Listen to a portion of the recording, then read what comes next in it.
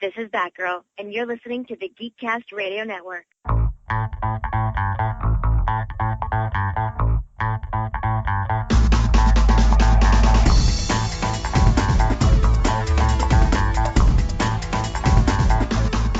Hello and welcome to another episode of the Cinema Geeks. I am one of your Cinema Geeks, OptimusSolo, and joining me today for another of our video game series episodes is HardCandiMandi. Hello. Hey.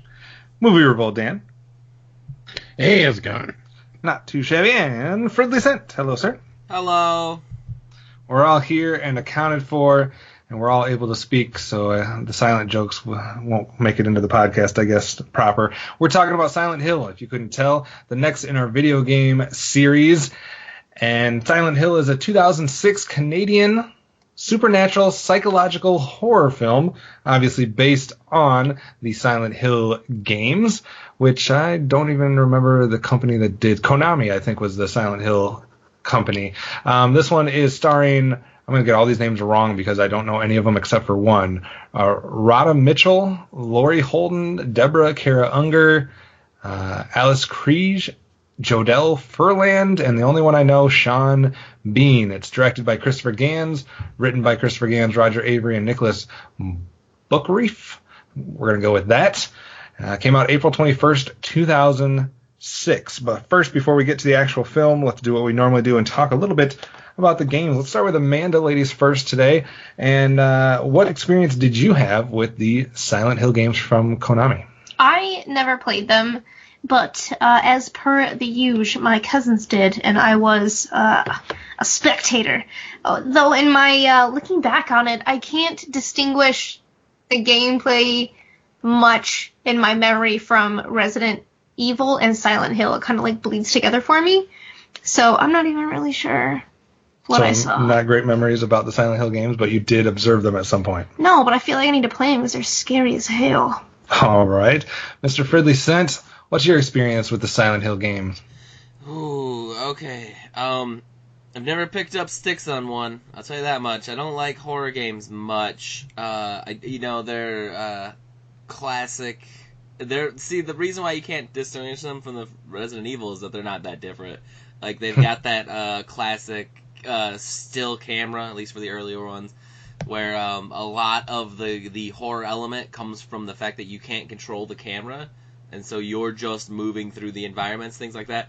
I have watched videos on PT, which was Hideo Kojima's attempt to reboot the franchise before Konami just shat the bed like it does all the time.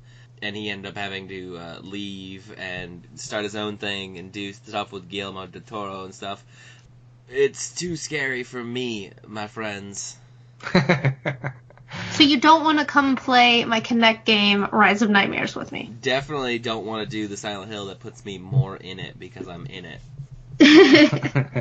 Dan, what about you? Any experience watching, playing, or knowing about the games? So yeah, I personally didn't have a lot of connection with Silent Hill growing up. I remember some friends who played it, and I've watched it a few times, but really my wife actually played it much more than I did. And I was actually talking to her about the games and what she remembered from them, and she was similar where she was like, oh, that's the one where you fought the zombies. I'm like, no, that's Resident Evil. It's like, oh, she enjoyed it, and she's really into the horror type of stuff, but I never could really get into it. I didn't really have a PlayStation 2 until late in the game, so that and not being a scaredy guy and not wanting to play. Yeah, I'm with you guys. Number one, this was just kind of past the time where I was playing video games. And number two, even if I had been into video games, this is not one of the types of games that I would have picked up and checked out. I had one friend that was kind of into some of the Resident Evil and some of these types of games that maybe, I could have come across him playing at one point, but I don't even remember that happening. So this is out of my realm for sure. Amanda, with the limited experience that you have with the games, what did you think? Did the movie capture some of that essence, or not enough experience to know if it kind of lined up with the games? I think what it did that we see a lot is like some name changing and like some changing of the characters, and like characters they chose, they were like different. But I feel like the movie had a lot of the video game feel. There were quite a few times where you could pick up on the video game-esque nature of the movie. Like there's a lot of times where what you're seeing, what you're going through definitely feels like you're playing through a video game. And there's even like a map scene where they're like, memorize this freaking map, you know what I mean? So you're looking at this map with her, and there was a lot of different parts that made you feel like you were in the game. Matt, what did you think about the video game aspects of the film? Did you pick up on some of those same elements, or agree or disagree with Amanda? Yeah, it definitely has a lot of the visual things that even people that don't play Silent Hill will know about, like the nurses and Pyramid Head, and things like that. And I know, like, I've been told that the nurse scene is actually practically lifted straight out of one of the games, where there's like, you gotta sneak by and not touch anyone and stuff like that. I think for someone who isn't intimately aware of the series, it does a really good job of capturing it in a way that you say, like, if you look at Super Mario, it's like that, like, even if you've never played a Mario game, you gotta know that that's wrong. This one does a way better job of capturing the essence.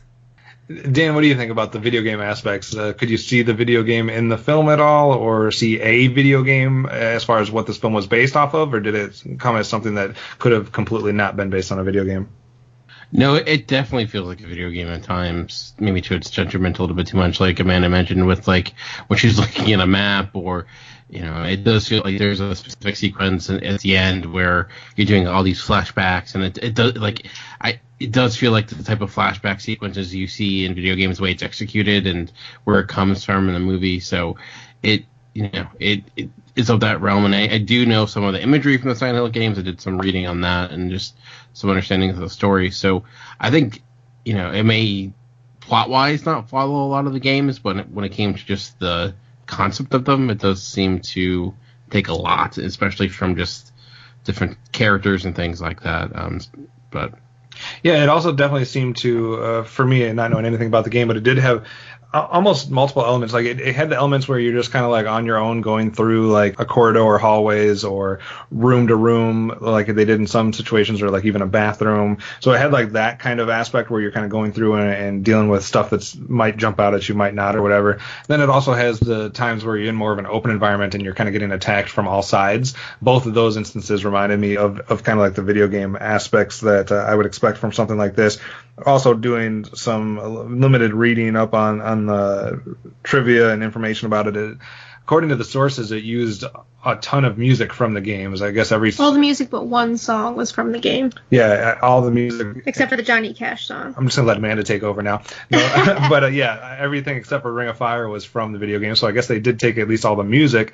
But like you guys said, it looks like they did change some stuff as far as plot, character names, and some of the backstory or kind of the origins of some of these characters. But I think you guys are hitting it on the head there with the aesthetics, some of the gameplay aspects of it, music, and even some of the weapons and the visuals seem like that's where they're getting it the most on par with the video game. Any other comments on the video game before we turn our attention to the movie, Amanda? No. All right. It opened, like we said, April 21st, 2006. Domestic gross for Silent Hill was just around 47 million. Added another 50 million from foreign box office, so you have a worldwide gross of 97 million, and its budget was only 50.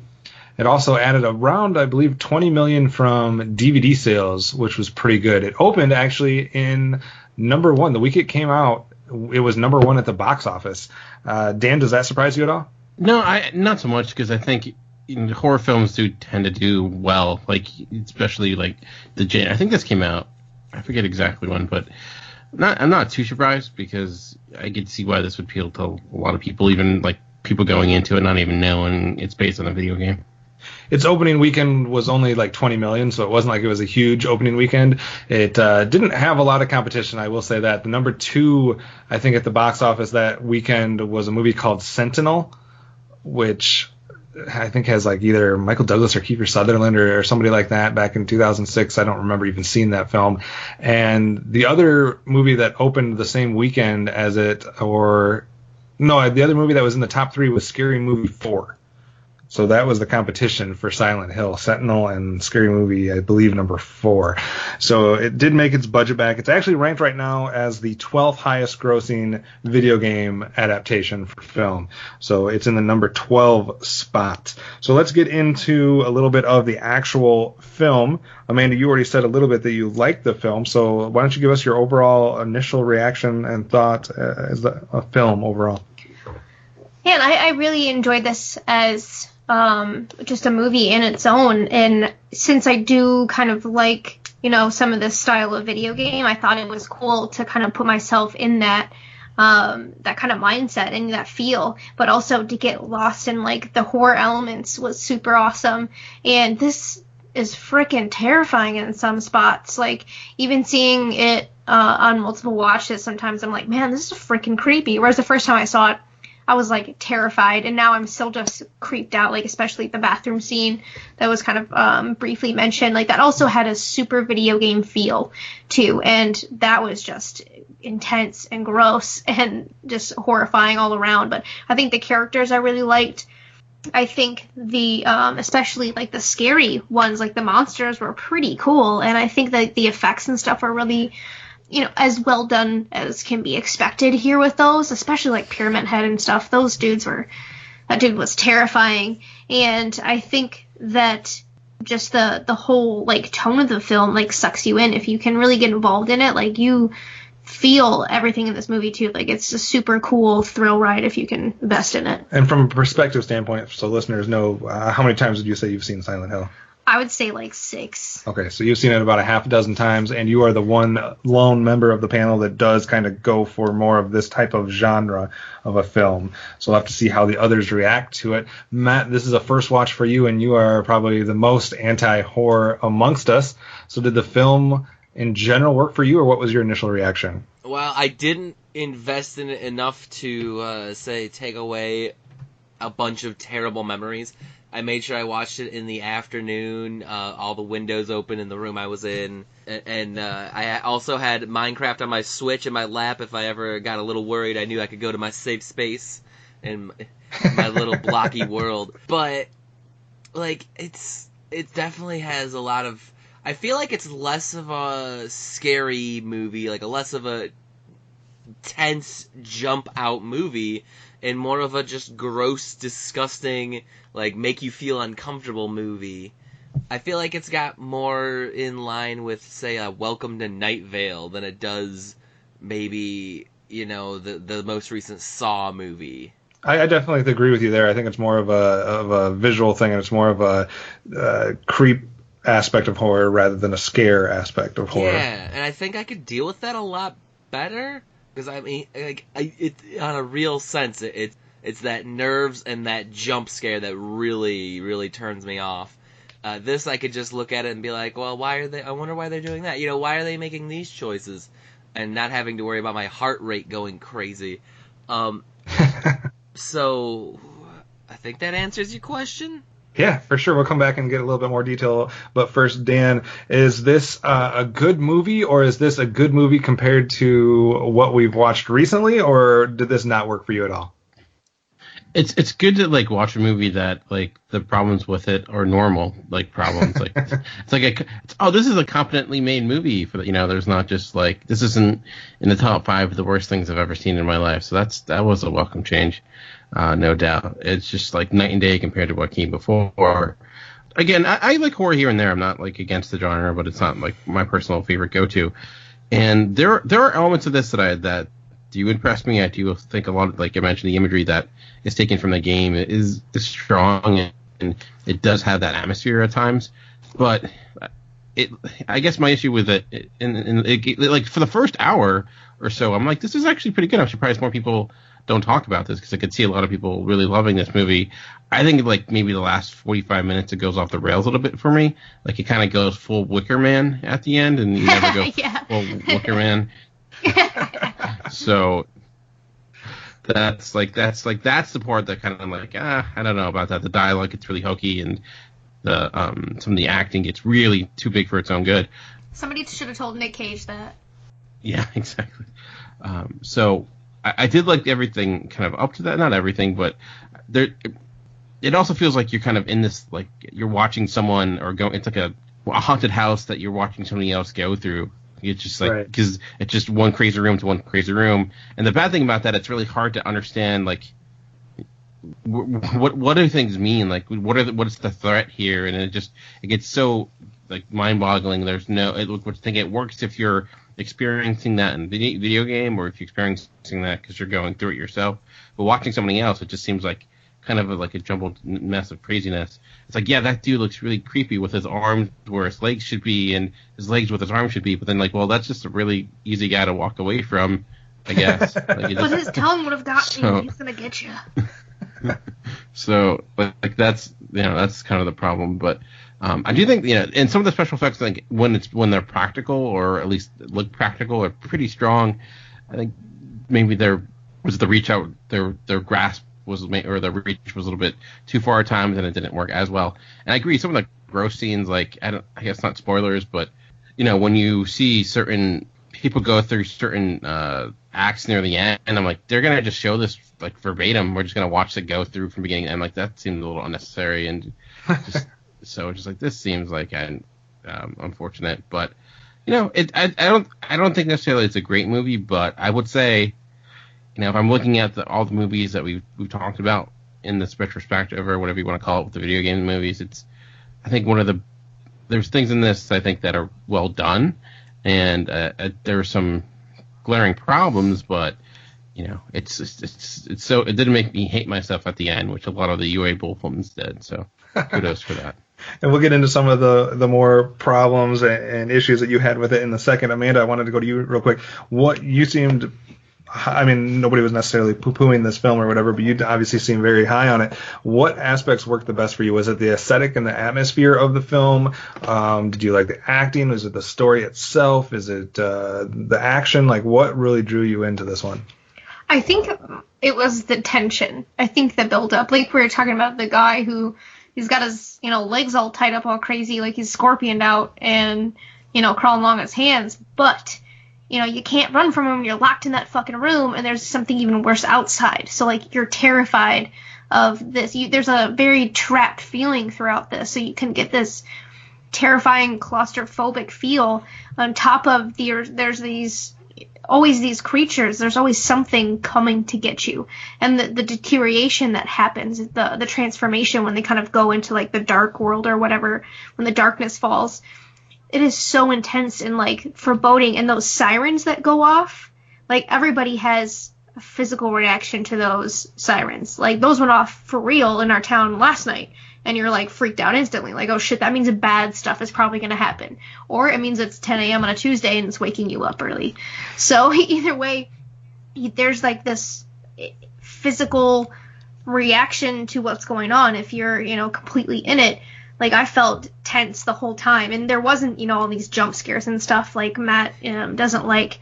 But there is this foreboding and this, like, tension that's constantly there. And plus, she's alone a lot, you know what I mean? So that's freaky, too. It causes, like, a claustrophobic feeling for me. And you feel trapped and scared. And it's freaky on top of all the scary, images that we get.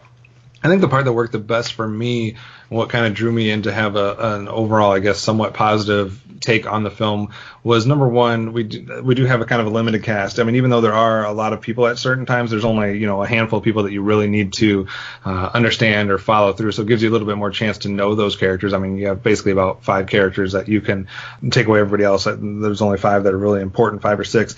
Outside of that, I think the thing that worked the most for me was that it's almost like it almost had some mystery elements. So I don't like the gross out stuff or some of the creepy visuals and things like that. I'm not a big fan of any of the kind of going towards the whole satanic realm and all that type of stuff. I don't normally enjoy watching that type of stuff. But I think the mystery of everything and just trying to figure out, what is the backstory, what really happened in this town or to this girl, or how is it going to unravel, kept me interested enough that I could deal with all the other, not saying the visuals were bad, but the visuals that I don't typically care for, even if they're well executed in here, I was still interested because I wanted to see where it went and how this unfolded. So you'd rather see, like, depictions of, okay, I know where you're going already. Bring in the one that I love to bring up to you, and that's Beast of No Nation. That dude is clearly like a child molester. You'd rather see that implied that the dude's a child molester than see something that's completely... Absolutely not. Okay, so you can enjoy that movie. I think what you're getting at is more so like violence when it's more like a realistic violence, yeah, like in Saving Private Ryan or something like that. I'd rather see something that's completely off the wall and crazy and disgusting, like that dude, twisted up with barbed wire in that bathroom. That disturbs me much more. Why? I don't know. It's just something about when it's more where horror goes sometimes with different props and different things like that. Like it's scarier to me. It's more creepy to me than something that I know happens in real life for some reason. It just doesn't have the same effect. I'd rather focus on something that I know is not going to happen in real life and be freaked out by that. I understand that. That's just not how my brain works. Be disturbed by something that really does happen to people. Yeah, I get that, and I understand why that would be the case, but for some reason that's not how it is for me. Like when it's something that's more realistic, it doesn't bother me quite as much. Well, we'll see how you feel if you ever have kids. So yeah, I'm not a big fan of like the barbed wire and people's faces being propped open and tongues and that type of thing going on and that type of situation. So, but like I said, when you say that type of situation, do you know that the listeners have heard what you're talking about? I'm just saying in general, like if body parts are being manipulated or hurt in different ways or different things like that, I definitely don't need to see somebody burning or things like that. So not a big fan of that, but like I said, I was still interested because I still wanted to see how it unfolded, how it all went together, how is it going to play out, and those types of aspects. So that's what really worked for me. The acting was kind of hit or miss. I thought the child was actually decent in the latter half. I thought in the beginning it was weird because she was not talking or acting like her age at all, which I guess is part of the point. But it just kind of threw me off at the beginning because I didn't know what the backstory was. So I'm like, this seems very weird for this child of this age to be talking and acting in this way. But as you kind of unfolds, it makes more sense. And I thought she was decent. But I thought the rest of them it was hit or miss. There was a few good ones and then a few people, like Dan said, that seemed like they were almost overacting at times or kind of out of their element. But I guess that can kind of somewhat be expected from the cast we have here. Matt, what worked most for you overall? Oh, man. It's like one of those things where it's like, I don't like I don't want to say I hate this movie because I don't, but like I don't enjoy it for all the reasons that I wouldn't enjoy it because like Dan said, it's competent and everything. I think I did like some of the visual things that were maybe less like the Scorpion twisted up man things. Like the nurses were interesting, and Pyramid Head is always cool. Like, I've never played a Silent Hill game, but I've known about Pyramid Head for over a decade at least, and he's always been associated with this, like, unkillable, he's going to destroy you monster man. So, like, I've even considered buying action figures of Pyramid Head for a franchise I seriously have zero interest in, just because he's such an intimidating and great figure. So, I like some of those little elements. But, like, I feel like a lot of these characters were just not, like, how people would respond. Like you said, the daughter acts like an old soul, but, like, the police officer, like, everything she does is a little questionable. The mom's very questionable. My God. Like, hey, my kid's having nightmares. I'm going to just not tell my husband, trek across the entire country at night. And they get upset, like, hey, why'd you cancel all of the credit cards? It's like, you're child abducting. It's not even that. It's the fact that she does all that, and then she gets pulled over by the police, and at that point still decides, hey, this is a good time to run from the police on top of all of the other things. On top of all of it. Like, yeah, just bad choice after bad choice. And it doesn't have that, it didn't have that, like, I don't know, like, it didn't really put you in it where it's like, hey, she's got a reason to run. She doesn't have a reason to run. We got none. Well, because one thing that they don't establish very well at the beginning of the film is what is going on with this child that means that we need to take it to this extreme. Like, they don't set up the fact that this is a troubled child, I don't think, well enough to have you already jump to the fact that the mom is making the decisions that she is making. Like, you have a child, and yeah, maybe not everything's normal with her at first, but you're not, like, understanding why we need to go to, like, that type of an extreme. So I thought that was a kind of a miss for me. And it wasn't, like you said, it wasn't able to get me to feel like I was in involved. Like they didn't take her to like a psychologist or something to be evaluated in front of you first? Well, it wouldn't even needed that, like a discussion between the mom and Sean Bean or some type of minor episode that happened. She was like, she said it again. Yeah, but it seemed like it was just so quickly handled, and I know they had a lot to get to, so they, this was, I guess when they did the script, it was like going to be some type of like 3-hour movie. Not that they ever planned on actually making a 3-hour movie, but that's, they had 3.5 hours worth of material, which is not uncommon for films. So they did have a lot to get to, so I get that in some cases you're going to have to kind of hit the accelerator a little bit, but I thought one situation that threw me off immediately was not understanding what exactly was going on with this child that was causing these things to be necessary. So I agree with Matt that I didn't feel like I was necessarily in the film at the beginning. Dan, what did you think about those aspects, or like what we're talking about with the visuals, reality versus kind of the horror visuals? Well, we'll go back and we talked about the cop, and one of my favorite things about the cop was when she like was shooting at someone. She's like, "Hey, I'm a cop."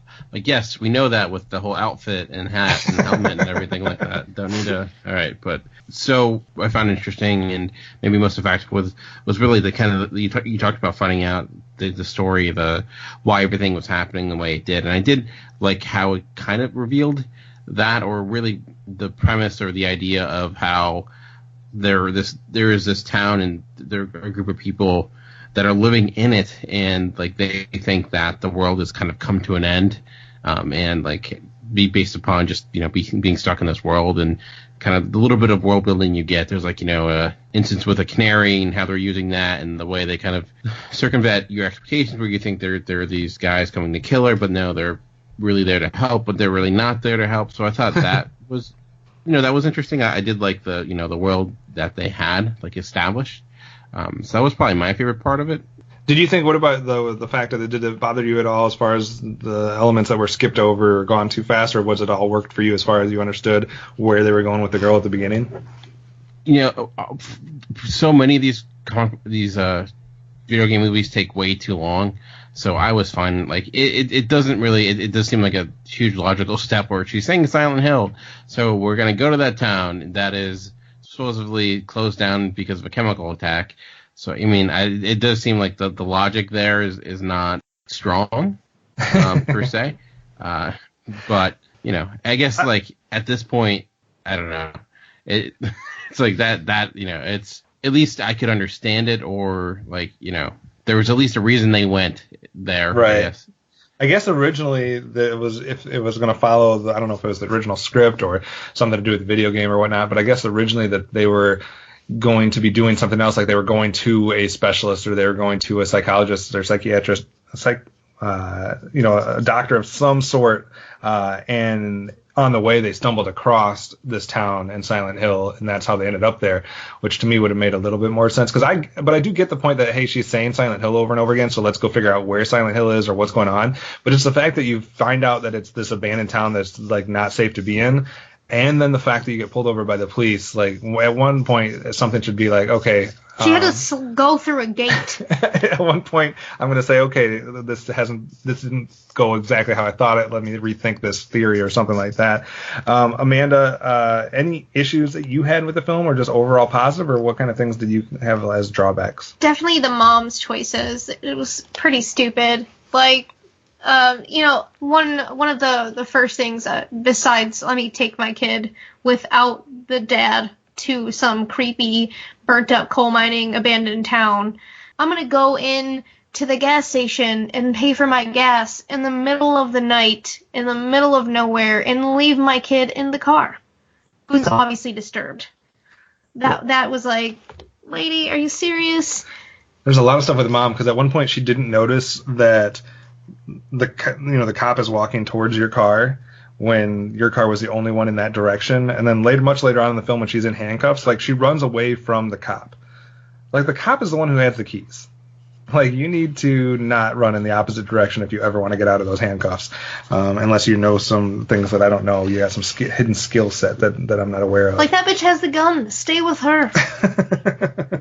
Other drawbacks for you, or anything else that kind of brought the film down a little bit for you? I think some of the zealots are kind of annoying, especially the one Anna. She seems stupid, like real dumb. Like they don't got schools in there. Come on. No. But it's Yes, that's probably the only thing was the annoying mom choices and how off the wall the zealots are. We'll say that. Again, a couple other things. I'm just gonna keep on the mom because she was probably my least favorite character. But number one, why would you still be in that bathroom? Or basically, I wrote down like, why are you doing anything that you're doing? Like, but at one point she stays in the bathroom, and I would have been out of there immediately.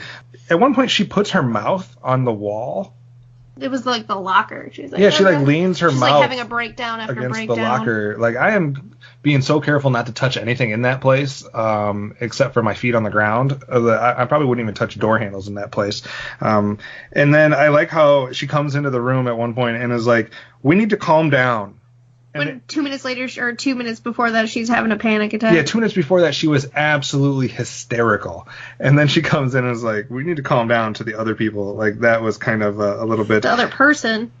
Yeah, and then just a couple cliche, like, film moments, I guess. Like, and I guess some of this is expected in this type of film, but there's a couple things. Number one, of course, the car isn't going to start.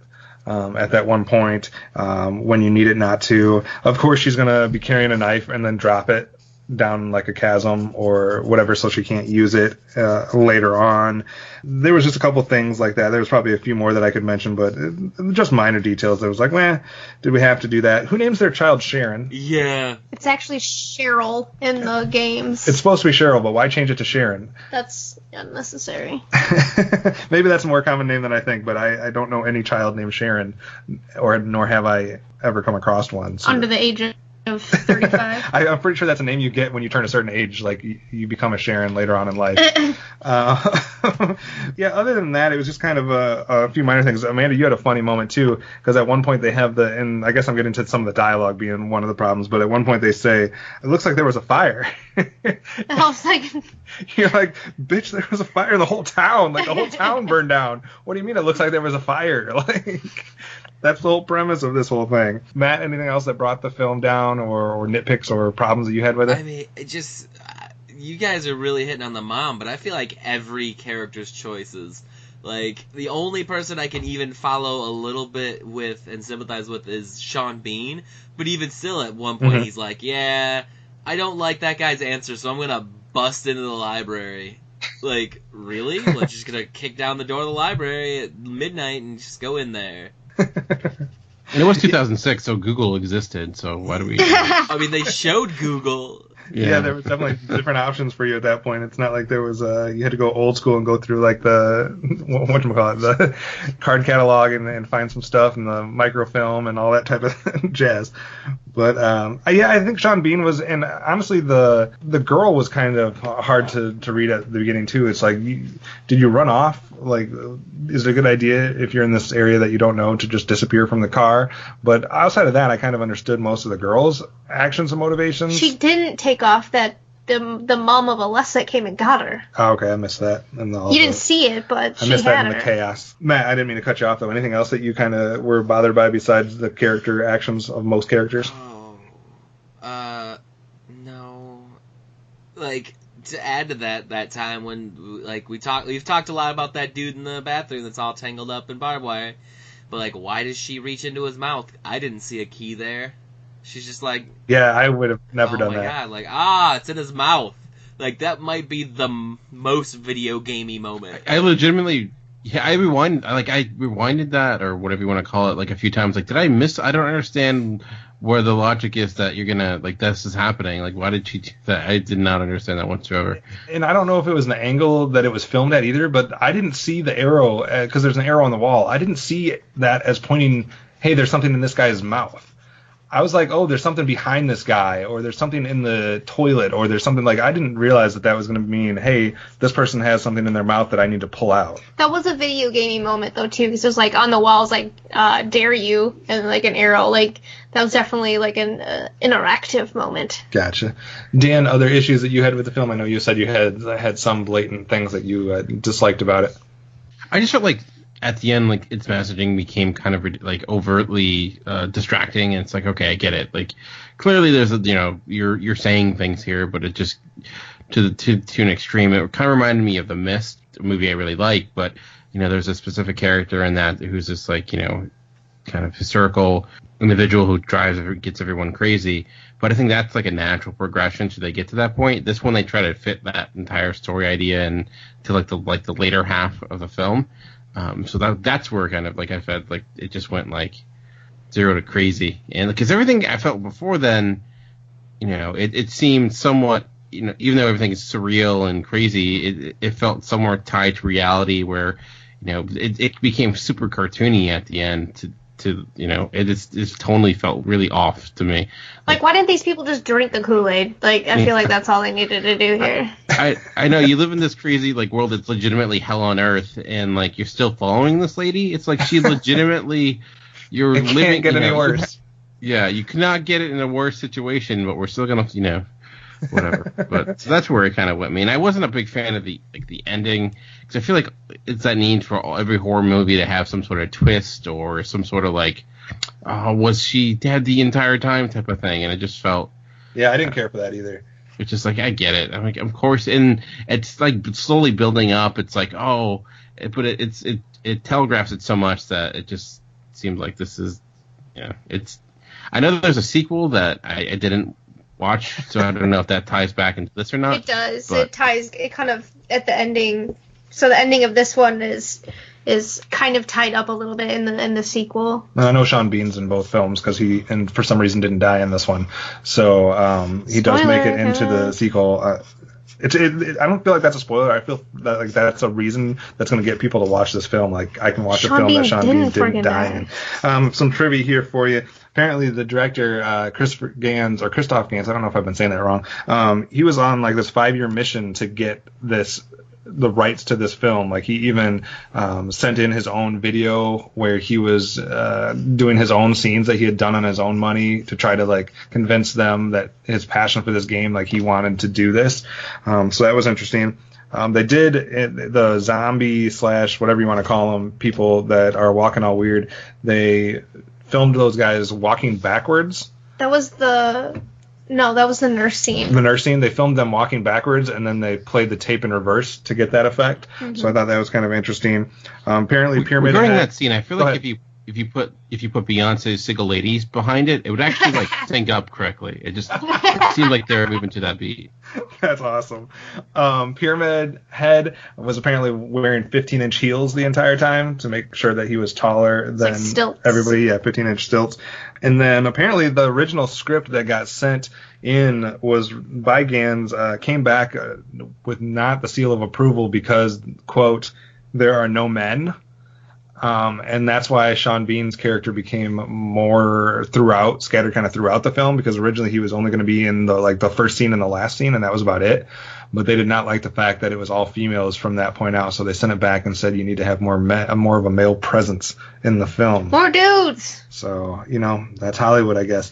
Overall, the Rotten Tomatoes score for Silent Hill was a 30%, so a little bit better than some of the other films we've got, but not great in any way, shape, or form. The overall praise was for the visuals, the set design, and the atmosphere, and the critique or the way the film was criticized because they didn't like the plot, the dialogue, or the runtime.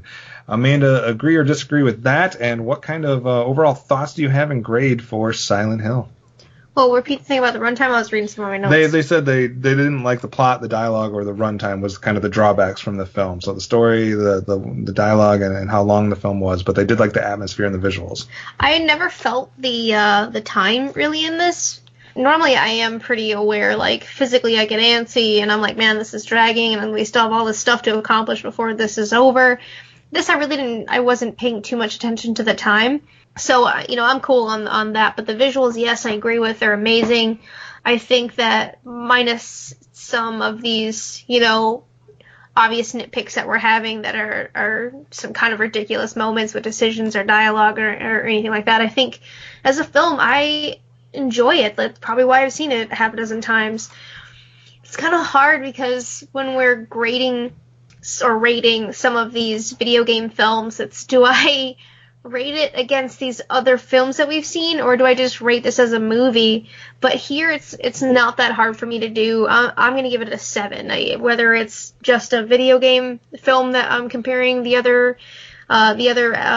films that we've gotten in this a series or just a film on its own, I'm going to give it a 7. 7. Very positive score from Amanda.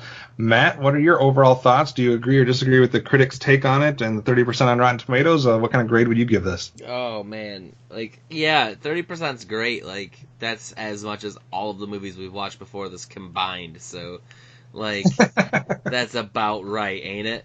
Like, runtime bothered me in so much that I just wanted it to be over because I don't. It's just, like, I hate to hit this point so many times, but, like, this is not a genre that enthuses me. You're gonna hear just as much complaint from me about Postal, even though it's an entirely different thing.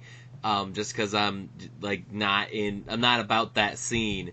If I had to rate it, like, I think Amanda's right. Like, whether you compare it to the rest of the movies we watched, it maybe gets a higher one.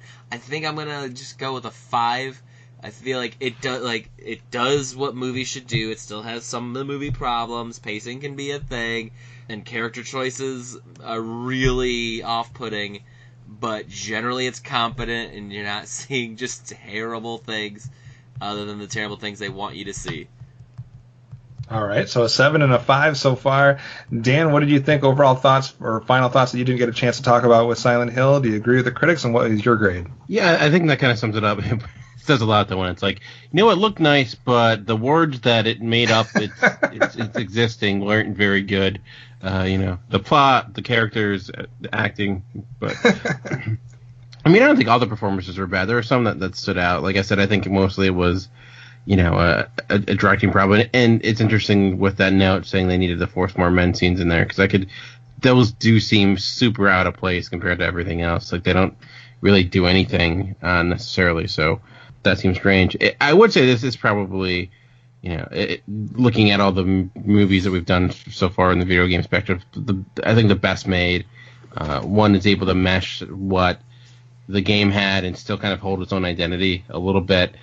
So I give it points. There's certainly a lot of effort behind this. When we've gone through a lot of movies up to this point where you can tell, like, no one cared. It's like, whatever. This is just a huge tax loophole that we're going through. So I'm not even going to really put an effort through. But I do feel like everyone actually tried. So I guess maybe they get a participation trophy in that. I don't know. But nothing was, like I said, nothing was awful. Like, it was, there was problems I had, but I wasn't, like I said, impressed by a few things. And I do think it's an effective horror film in that end. Like, I think atmosphere is a big part of what makes horror good, and this certainly had it. And I think Amanda was right. There is that kind of claustrophobic aspect to it where you really don't know what's next. There's this feeling you can't escape because you don't even know where the door is. But in a movie sense, it's tough, because then it's like things just stop happening just because, and it just feels like endless sequences of Daisy Ex Machina, like, where it's like, okay, now suddenly this stop, so we can go to this point. And so it does, in a storytelling standpoint, maybe not the most effective. But anyways, so again, I think it's well done in that sense. So I would give it a 6 out of 10. I think it's average. An average film, a really great video game movie. So there you go. All right, so 765 so far from the panel. I think it's definitely, like you guys said, more competently made than a lot of the films that we've at least recently been talking about. It'd be interesting if we had watched this before all the UA Bowl films. I don't know if I'm giving it more credit because of how bad those films were. But I do think it's just a more competently made film. I do think that there's all kinds of bad choices from a kind of a screenwriting or character development piece. But I think it does, like everybody else is saying, it hits the aesthetics right. It is a effective horror film.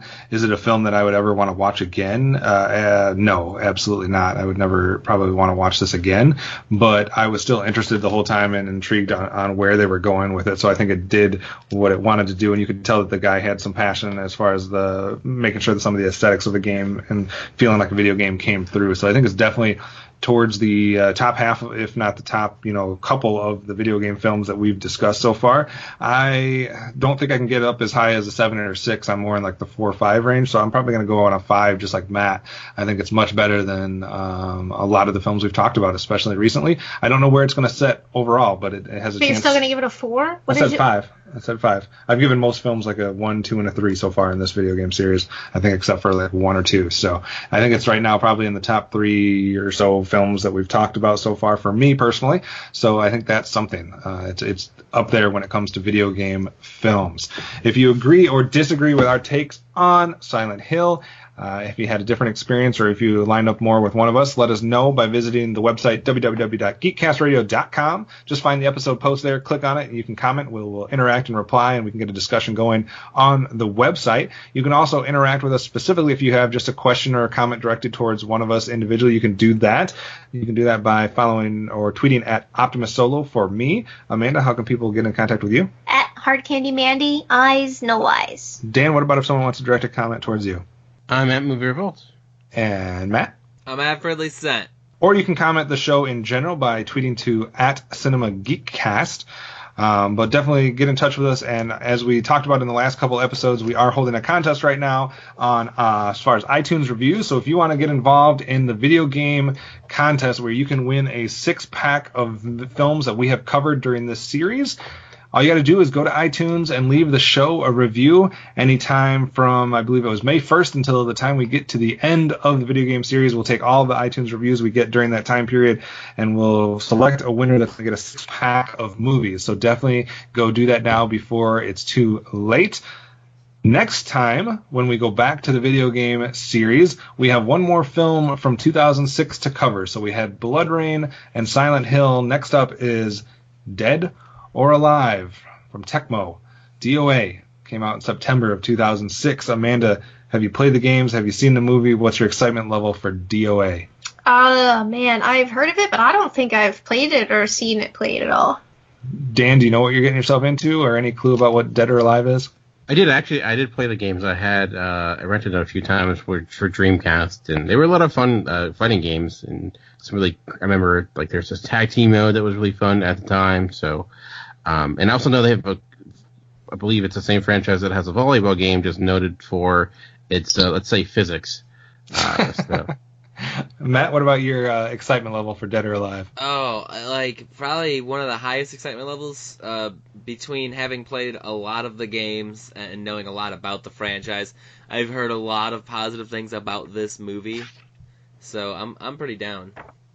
All right, we'll have to see if we continue on the positive track like we did with Silent Hill, or if we return to the likes of Doom, Alone in the Dark, or House of the Dead moving forward. So that's what's coming up next on the video game series. Always tune into our other episodes, though, as we are closing out our Hayao Miyazaki spotlight. Only a few more chances to listen to us review those films. And we're continuing to get closer and closer to revealing our top 10 films, personal films of all time on a regular episode. So outside of that, make sure you follow Geekcast Radio Network on Facebook to keep up to date with all things Geekcast related, not just Cinema Geeks, but all our other shows as well. But that's it for this week. Tune in next week for another chance to listen to the Cinema Geeks.